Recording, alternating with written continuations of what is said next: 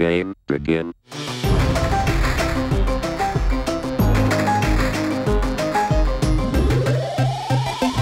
Bonjour. Et bah du coup c'est parti. Alors bah voilà. Bah du coup coucou les loulous. J'ai envie de vous dire. Je suis très content d'être là. Je suis très content de faire la keynote. C'est une vraie fierté. D'autant que je sais pas si. Je sais qu'il y a pas mal de speakers du coup dans la salle qui vont intervenir aujourd'hui. Et en fait speaker c'est toujours un peu compliqué parce que on vient aux events et puis on sait qu'il y a d'autres tracks en même temps. Genre il y a 2, 3, 4 personnes qui font une conf en même temps, alors du coup c'est toujours un peu galère. Est-ce que les gens vont venir voir mon talk? Est-ce que je vais pas me retrouver tout seul dans la salle? Du coup on est obligé de faire un peu de pub sur les réseaux sociaux la semaine d'avant, à dire hey, venez, je serai là à 14h, ça sera trop rigolo, il y aura des images qui bougent. Alors du coup on n'est jamais vraiment sûr, alors on essaie de préparer un truc bien, parce que d'ici que les autres, sur les autres tracks, aient des sujets vachement plus intéressants, du coup on est obligé de bosser, préparer son machin. Et puis c'est la pression, parce que sur la porte devant, il faut voter, les gens peuvent sortir en disant bah non c'était nul, je viens de gâcher 30 minutes de ma vie, vraiment j'aurais dû aller à l'autre track, truc comme ça. Du coup je suis très content de faire les keynotes parce que vous êtes obligés d'être là. Du coup je vous remercie d'avoir choisi cette keynote. Et puis c'est cool parce que du coup j'ai pas eu besoin de faire de pub parce que vous êtes là. Et puis j'ai limite pas eu besoin de préparer mon truc, parce que de toute façon, vous êtes obligé de le subir pendant 30 minutes. Donc c'est plutôt cool. Donc je suis très content de faire cette keynote. Et puis je sais qu'aujourd'hui, de toute façon, vous allez parler de trucs importants, de trucs sérieux, de comment être meilleur dans votre job, comment devenir plus beau, plus intelligent, tout ça. Alors du coup, moi, j'ai préféré de parler d'un truc intéressant, genre les jeux vidéo. Et du coup, voilà, j'aimerais, à travers cette petite keynote, qui sera pas très longue, j'aimerais faire un truc un peu neuf, parce que j'avais pas vraiment envie de bosser, et du coup, j'ai décidé de faire un talk interactif, où c'est vous qui allez faire le gros du job. C'était plus facile. Et en fait, j'aimerais, par cette petite keynote, vous expliquer à quel point les développeurs de jeux sont en général des pervers narcissiques, qui ont tendance à jouer un peu avec votre esprit et à vous faire des trucs dont vous n'avez même pas conscience, et principalement comment on arrive à transformer un bug en feature tellement incroyable qu'on en fait un jeu. Et on arrive à vous le vendre 60 balles et vous êtes plutôt sympa. Donc on va commencer, mais avant de parler de ça, faut déjà savoir ce qu'est un jeu vidéo, parce que le jeu vidéo, tout le monde en parle, mais personne ne sait vraiment ce que c'est. Alors, en bon professionnel, moi, en préparant ce truc-là, je me suis renseigné, j'ai posé des questions, tout ça, et j'ai demandé ce qu'était un jeu vidéo, et la plupart des gens me répondent assez facilement, le jeu vidéo, c'est un truc rigolo. Et alors, est-ce que tous les jeux vidéo sont forcément rigolos? J'ai envie de dire oui. Par exemple, on a un jeu qui s'appelle That Dragon Cancer, qui est un jeu autobiographique d'un couple qui vient d'avoir un enfant et qui découvre que son enfant a une leucémie avant ses 1 an. Donc ça vous explique à quel point ça peut être cool et rigolo de faire passer une chimio quand on ne sait pas marcher. Est-ce qu'on peut dire que tous les jeux vidéo sont rigolos? On a ça qui est fait par un pote qui s'appelle Enterre-moi mon amour. Déjà le titre c'est ambiance. Enterre-moi mon amour, ça vous met dans la peau de Majd, cet homme qui habite et vit en Syrie, qui est syrien, et qui en fait, grâce à une application type WhatsApp, discute avec sa femme, Nour, qui tente désespérément de rejoindre l'Europe. Ça suit le parcours des migrants, de comment ça se passe, c'est basé c'est inspiré de faits réels. Donc niveau rigolo, ouais, bon, voilà. Il y a une dizaine de fins à ce jeu, il y en a que quelques-unes qui sont bien, où ça se finit bien pour elle. Jouer à ça, c'est incroyable. Donc est-ce qu'on peut dire que les jeux vidéo sont forcément rigolos? Je ne pense pas, mais au moins c'est certain, un jeu vidéo, ça a forcément une histoire, parce qu'on a tous oublié les heures qu'on a passées aux toilettes à jouer à Bejeweled. Niveau histoire, Bejeweled, c'est pas non plus... il y en a pas. Mais il n'y a pas que les puzzle games, on peut aussi parler des jeux de danse, parce que là, la seule histoire à se raconter, c'est pourquoi ces gens sont habillés comme ça. Donc voilà, alors, un jeu vidéo, c'est pas forcément rigolo, ça n'a pas forcément une histoire, mais par contre, s'il y a un truc de sûr, c'est que le jeu vidéo, ça reste quand même le premier fournisseur de massacres dans les écoles. Donc, s'il y a un truc sur lequel on est bon et sur lequel on peut compter, c'est qu'il y a forcément une tronçonneuse sur un fusil quelque part. jusqu'à ce qu'on joue à Flower. Flower, techniquement, on joue le vent et on est censé polliniser la nature. C'est une source de cauchemar. Ou Abzu, qui est un jeu où on joue un plongeur qui découvre des espèces de poissons. C'est d'une violence... je suis désolé, j'aurais dû mettre un petit logo interdit moins de 18, parce que ça, c'est la scène la plus violente du jeu, hein, c'est quand les espadons mangent. Voilà, bon. On peut pas dire forcément que le jeu vidéo est forcément violent. Alors du coup, la question qui vient après, c'est le jeu vidéo, c'est forcément un truc qui rend débile. Là, évidemment, je suis obligé de dire oui.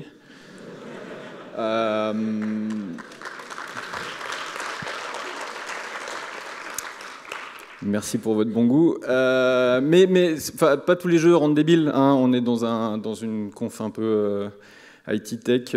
Du coup, des jeux comme Exapunks qui vous mettent dans le rôle d'un hacker et où vous devez littéralement écrire du code pour hacker des banques, hacker des bases de données SQL. Sauf que là, c'est du vrai hack. Hein. C'est pas les bugs que vous faites tous les jours vous, mais voilà. Ou un jeu qui s'appelle Gladiabots, qui est fait par un pote, qui vous met à la tête d'une armée de robots tueurs. Et le but est de programmer l'IA de ces petits robots pour aller défoncer l'armée de robots tueurs en face. Et en fait, sous couvert de petits jeux super accessibles à tout le monde, et grâce à de la programmation visuelle, on acquiert quand même les bases de la logique nécessaire à la programmation, les bases de l'IA, on a une compréhension sur la technique, sur le code. C'est assez foufou. Donc, est-ce que le jeu vidéo rend forcément débile ? À quelques exceptions près, on ne peut pas dire ça. Mais du coup, si... il y a bien un truc de certain, c'est que le jeu vidéo, ça nous fait vivre des aventures incroyables. Comme par exemple FIFA. C'est vrai que FIFA, ça nous sort un peu de notre quotidien, hein, quoi. C'est comme si on allumait la télé, donc c'est vraiment c'est foufou. Ou vraiment, quitte à vivre des aventures hors du commun, on peut aller très très loin. On peut aller très très très loin. Farming Simulator qui nous met dans la peau d'un agriculteur qui doit s'occuper de sa petite ou de sa très grande exploitation, avec des tableaux Excel incroyables, il faut calculer des budgets, vérifier ses fournisseurs, enfin c'est niveau exotisme, c'est au-delà de tout. Alors du coup, le seul truc qu'on pourrait dire sur le jeu vidéo, c'est que par définition, c'est un truc. On ne sait pas exactement ce que c'est. Alors, en creusant vraiment, hein, parce que j'ai vraiment bossé sur cette keynote, en bossant vraiment, du coup, j'ai été me renseigner sur Wikipédia, qui est la source de connaissances ultime. Et la définition officielle de Wikipédia du jeu vidéo, c'est un jeu vidéo, c'est un truc vaguement interactif gros. Et c'est à peu près tout ce qu'on peut dire, hein, sur le jeu vidéo. Et du coup, je suis content que j'espère que vous êtes aussi content que moi d'avoir perdu ces 10 minutes sans explication. Mais en fait, personne ne sait vraiment ce qu'est un jeu vidéo. C'est globalement un truc vaguement interactif. Alors c'est la porte ouverte à un peu n'importe quoi, et si vous voulez on en discutera, mais j'ai des références de jeux qui sont très étonnantes. Mais c'est un peu le côté cool de notre métier, c'est que globalement on n'a pas de barrière là-dessus, il n'y a pas forcément de boîte dans lesquelles on est obligé de rentrer. Et si on sait pas ce qu'est un jeu vidéo, par contre on sait qui fabrique les jeux vidéo. Et on a vite tendance à penser que c'est trois clampins dans leur garage qui sont occupés à manger de la pizza froide et à boire du coca chaud. Et globalement, à part la pizza froide et le coca chaud, le reste est faux. C'est rarement trois gonzes en train de bosser tout seul. La plupart des jeux auxquels vous jouez, c'est beaucoup de monde. Et beaucoup trop de monde, en fait. La plupart de ce qu'on appelle les AAA, hein, les blockbusters, les très très gros jeux, c'est des équipes qui sont comprises entre 150 et 1000 personnes. C'est beaucoup de travail, c'est en moyenne entre 3 et 10 ans de travail pour faire un jeu. Alors j'entends souvent quand je fais des confs IT, des gens qui mettent en prod plusieurs fois par jour. Nous, la mise en prod, elle arrive au bout de 5 ans. Donc globalement, on serre pas mal les fesses. Faut pas la rater. C'est juste ça, parce qu'on n'en a pas d'autres après. Mais du coup, qui est-ce qui fait les jeux vidéo ? C'est les artistes, aussi connus sous le nom des gens qui débordent pas trop quand ils colorient. Et en fait, des artistes, on a vite tendance à penser au mec qui fait des persos, mais en fait, il y a bien plus que ça. Il y a des gens qui font des persos, il y a des gens qui font des environnements, il y a des gens qui font des concept art, il y a des gens qui sont spécialisés dans des véhicules, il y a des gens qui sont spécialisés dans la végétation. Leur travail, c'est planter des fleurs toute la journée. On a aussi les game designers. Donc les game designers, c'est pas parce qu'il y a designer dedans que c'est des gens qui colorient aussi, hein. Les game designers, c'est un peu les gens qui chapeautent les règles du machin. C'est eux qui décident que Mario va sauter à telle hauteur et que telle arme aura tel recul et telle puissance. Et pareil, des game designers, c'est toute une famille en fait. Il y a du designer narratif, il y a du level designer, il y a du designer économique. Donc il y a des gens qui ont fait ES, qui ont fait un bac ES juste pour designer des économies de jeu. C'est fantastique. Évidemment les programmeurs, hein, c'est les plus beaux, c'est aussi les plus relous. Grosse famille aussi, hein, physique, réseau, interface, tout ça. Et puis enfin, les gens qui font les bruits de prout. Les sound designers qui s'occupent des voix, qui s'occupent du montage, qui s'occupent des effets et tout ça. Donc c'est vraiment, vraiment beaucoup de monde. Et puis il y a toutes les personnes dont on parle jamais, les producteurs, les gens du marketing qui prennent de la coke, les gens de l'édito, les gens de la com, tout ça.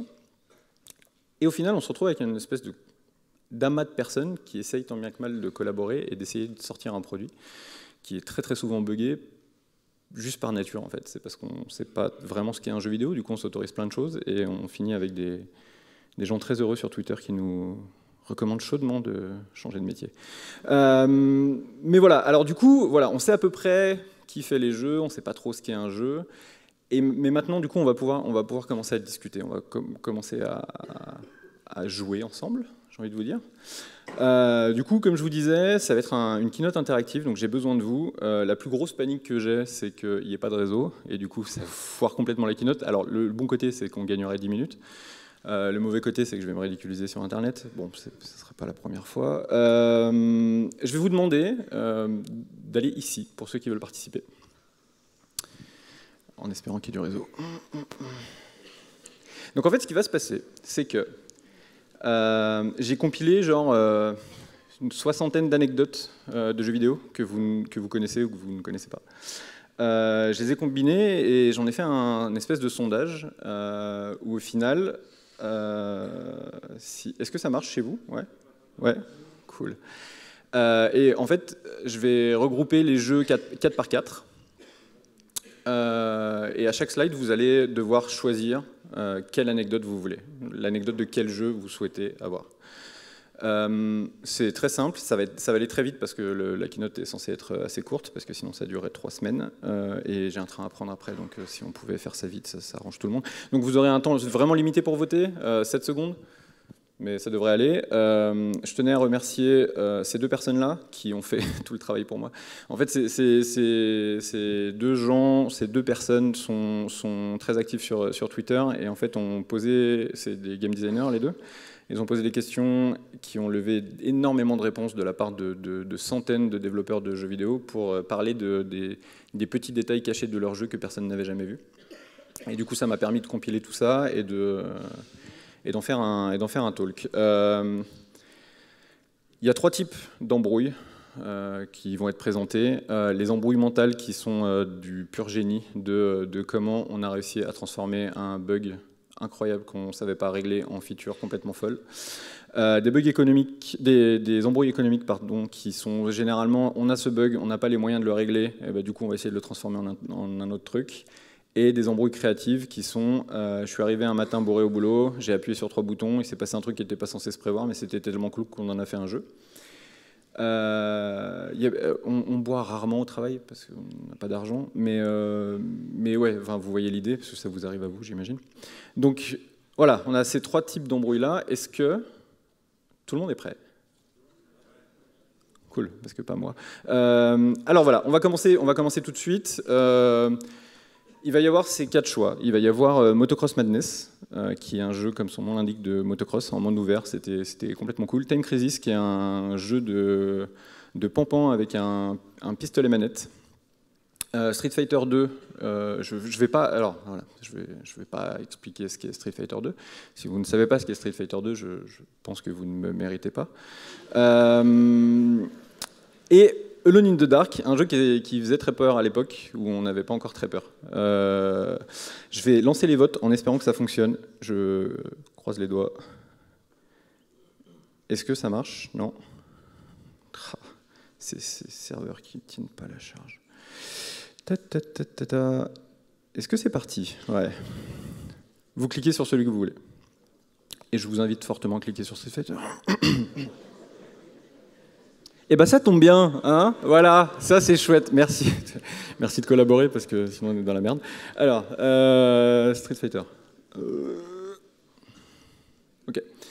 Street Fighter 2, tout le monde connaît, jeu de baston, on se tape dessus, c'est très cool. Ce qui est rigolo dans Street Fighter 2, c'est qu'au moment du développement, ils sont retrouvés avec un souci quand ils testaient le jeu. Ils se sont rendus compte que s'ils faisaient un certain enchaînement de touches, avec un timing bien précis, la personne en face ne pouvait pas bloquer les coups.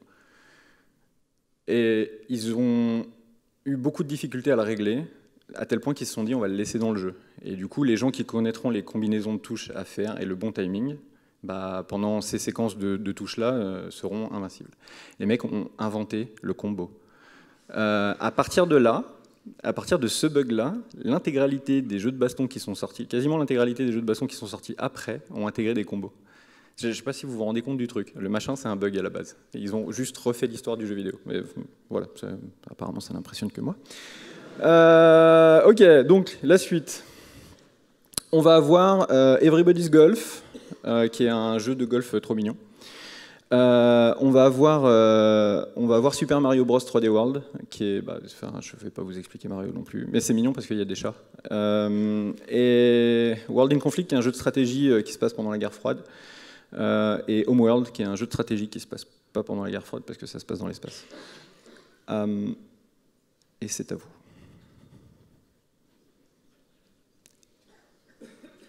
C'est surprenant. C'est un choix extrêmement surprenant et très ambitieux de votre part.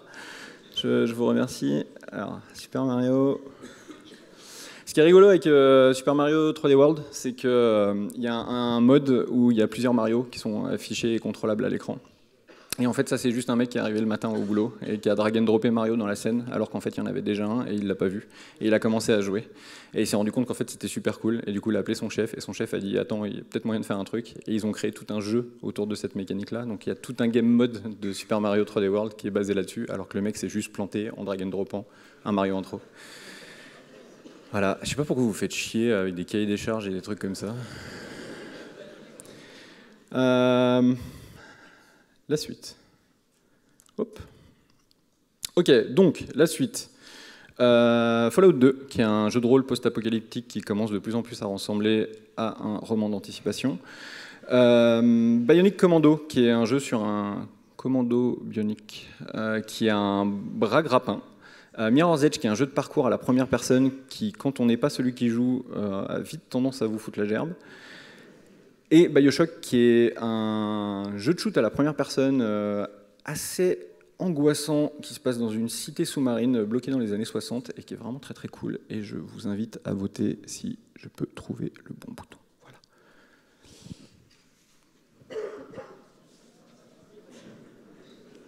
Ah, ok. Ok, on a failli parler de gerbe. Ok, très bien. BioShock. Alors c'est intéressant dans BioShock parce que c'est pas le premier jeu à le faire et c'est surtout pas le dernier jeu à le faire, mais ce qu'il faut savoir, et on s'en rend pas compte quand on est joueur, c'est que dans BioShock, quand vous tombez sur des ennemis, quand les ennemis vous tirent dessus, les premières balles qu'ils vous tirent vous rateront tout le temps.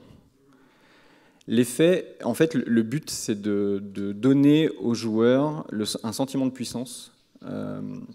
Et du coup, on vous ment ouvertement et vous croyez vous faire tirer dessus alors que de toute façon, ces balles-là n'ont aucune chance de vous toucher. Et en fait, en créant ça, on donne juste aux joueurs le temps de comprendre ce qui se passe, se retourner et potentiellement gagner le combat sans avoir été blessé. On vous ment tout le temps. Ne nous croyez jamais. Ah oui, ok.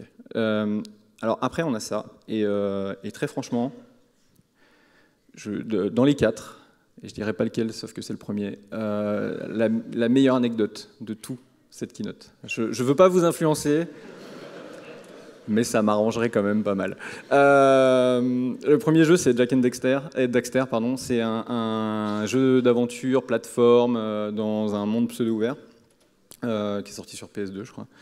Le deuxième, c'est Top Spin 3, qui est un jeu que je connais très bien parce que c'est moi qui l'ai fait tout seul, avec 50 personnes, mais c'est moi qui ai tout fait.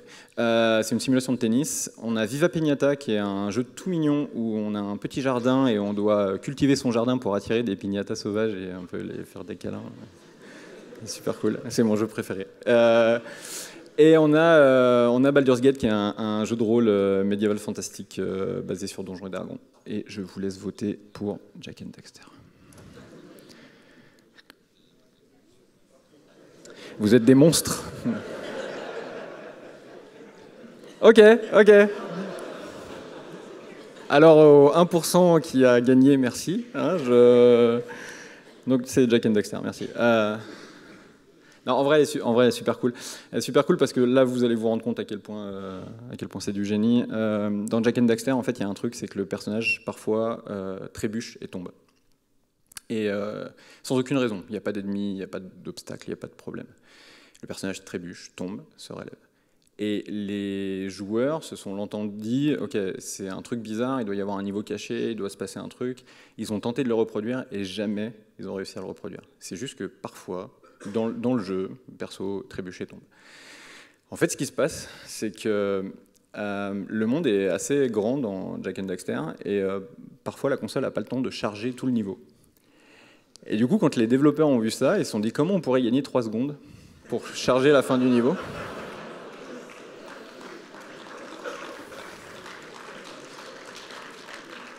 Encore une fois, je ne sais pas pourquoi vous faites chier avec vos cahiers des charges. Bref.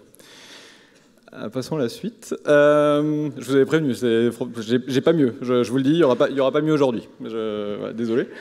La suite, on a Startopia, qui est un jeu de gestion stratégie de station orbitale, qui est assez drôle. On a Flight Simulator 10, qui est un jeu de gros navions. Ultimate Mortal Kombat 3, et cette version bien précise, parce que c'est important. Et Mortal Kombat, c'est un Street Fighter, mais avec du sang de partout, et juste suffisamment de câlins et de violence pour que ça soit cool. Et Earthworm Jim, qui est un jeu de plateforme aventure, qui était aussi très très cool. Et je vous laisse voter tout de suite.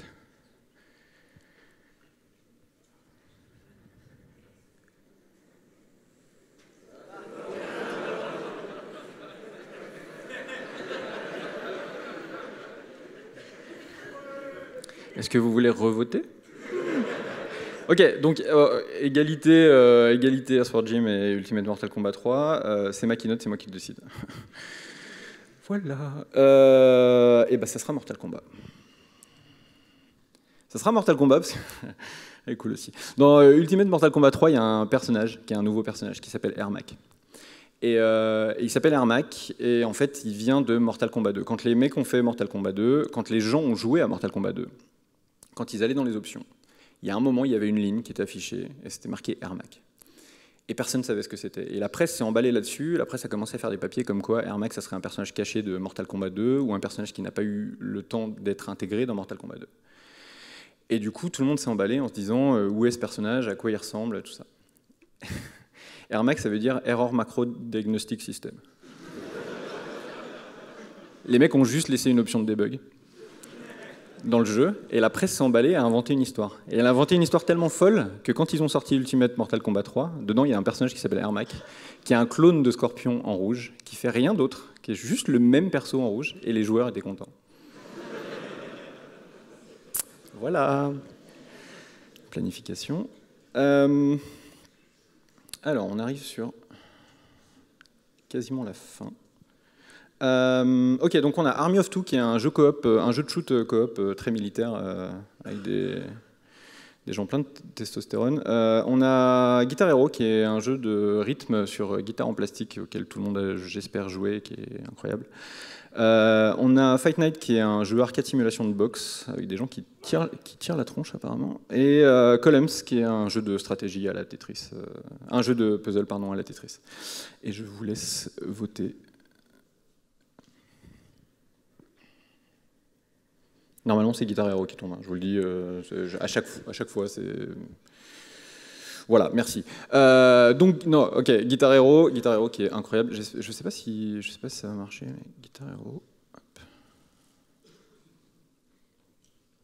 C'est dommage. C'est dommage, il y avait du son, mais c'est pas grave, je peux vous le faire à la bouche si vous voulez. Non, ok. Donc Guitar Hero, c'est un jeu de rythme, avec une petite guitare en plastique comme ça. Ce qui est intéressant avec Guitar Hero, c'est que quand vous finissez le niveau, souvenez-vous ce que je vous ai dit sur BioShock, on essaye de mettre les joueurs en valeur et essayer de leur expliquer qu'ils sont moins bêtes qu'ils sont en réalité. Guitar Hero, quand vous finissez une track, votre performance est notée sur 5 étoiles. Vous pouvez jamais avoir en dessous de 3 étoiles. Voilà, parce qu'on n'a juste pas envie de vous taper sur l'épaule en disant bah c'était bien mais t'es très nul. Et en fait le fait de finir la track, vous avez 3 étoiles, point. Et du coup ça donne un espèce de sentiment de ah bah j'étais pas si mauvais, bah non en fait t'étais nul. Mais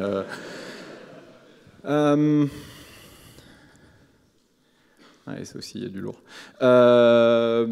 Botanicula qui est un jeu trop mignon avec des petits insectes, un jeu de plateforme trop mignon. The Witness qui est un puzzle game à la première personne qui vous arrachez la tête quoi. Civilisation. Là sur l'image ça doit être Civilisation 6, mais globalement ça traite sur toute la civilisation. C'est un jeu de stratégie qui se passe sur plusieurs centaines d'années où on fait évoluer sa civilisation. Et le dernier c'est Night in the Woods qui est un jeu qui parle pas mal de problèmes d'ado, surtout quand on est un ado-chat. En vrai Night in the Woods, si vous aimez les jeux narratifs, il faut y jouer. Et est-ce que vous êtes prêts? Parce que je vous sens vous dormez là. Mais...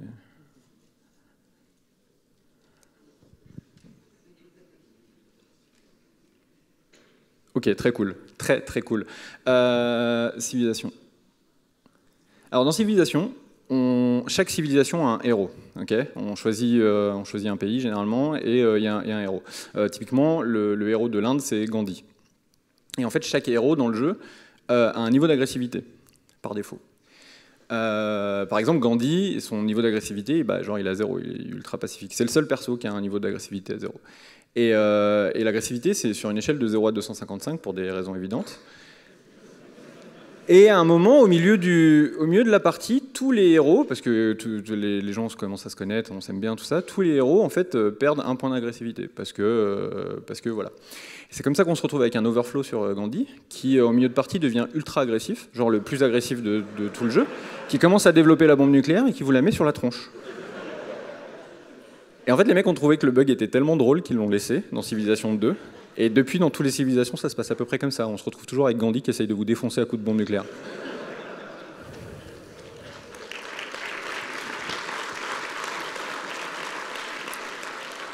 Et pourtant, sur la vidéo, il a l'air sympa.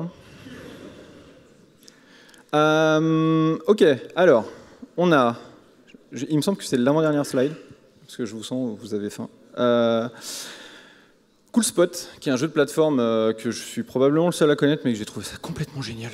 C'était ouf. On a Dust Force DX, qui est un jeu de plateforme où on a un balai et on doit nettoyer les trucs. Voilà. C'est pas une simulation, attention. On a Midtown Madness qui est un jeu open world de voiture qui est un des premiers qui se passe dans une vraie ville. Ça se passe à Chicago, c'était assez cool. Et on a le fameux Aladdin que tout le monde aime. Je vous laisse voter.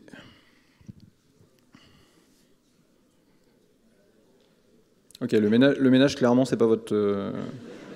Ok. Alors. Je suis un peu embêté. J'ai pas vraiment d'anecdote en fait sur Aladdin. En fait, voilà, j'ai pas non plus tout bossé. Le seul truc que je peux dire sur Aladdin, et ça fera plaisir à certains, j'espère, c'est que la seule anecdote que j'ai, c'est qu'en fait, il était tellement mieux sur Mega Drive et il était tellement pourri sur Super NES. Merci. Oui, c'est vrai. Mais de toute façon, globalement, sur toute la famille Sega, il était très bien. Mais malheureusement, sur Super NES, c'était de la merde. Alors, pardon, c'est ça l'avant-dernier slide. C'est Baiten Kaitos, qui est un jeu de rôle asiate-japonais type Final Fantasy. Her Story, qui est un jeu narratif incroyable. Si vous avez l'occasion d'y jouer, ça coûte quasiment rien. C'est une tuerie absolue.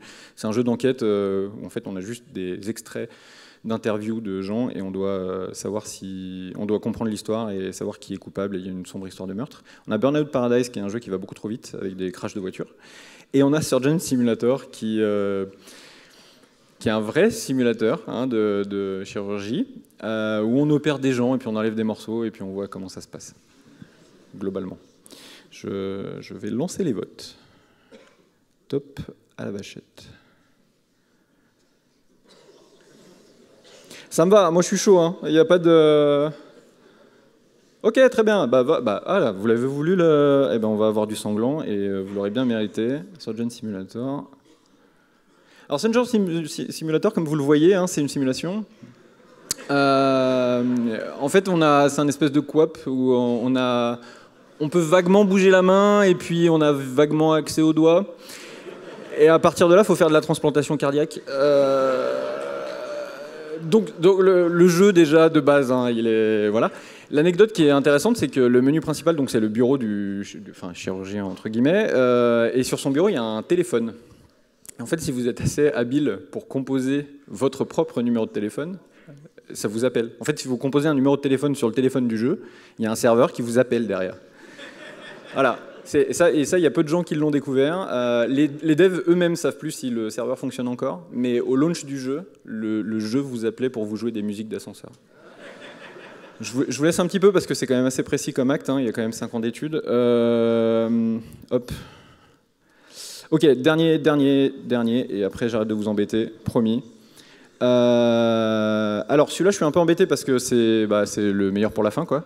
C'est du lourd et les anecdotes sont assez faux-folles. On a Sonic, je présente pas Sonic. On a Theme Park qui est un jeu de gestion de parc d'attractions. Je sais même pas pourquoi je le présente. On a Batman, voilà. Et on a Skyrim qui est un jeu d'aventure, un jeu de rôle médiéval fantastique avec des hommes chats et des haches. Les anecdotes sont assez faux-folles. Moi, je vous cacherai pas que j'aimerais bien que toutes sortent. Voilà, j'aimerais bien que... Ça serait vraiment très cool que vous votiez pour toutes. Et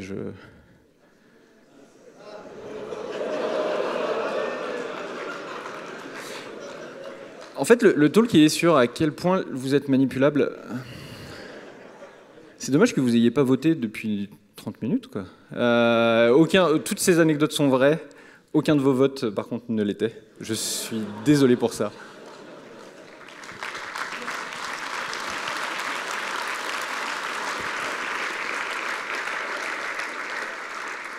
Et merci de ne m'avoir rien lancé au visage.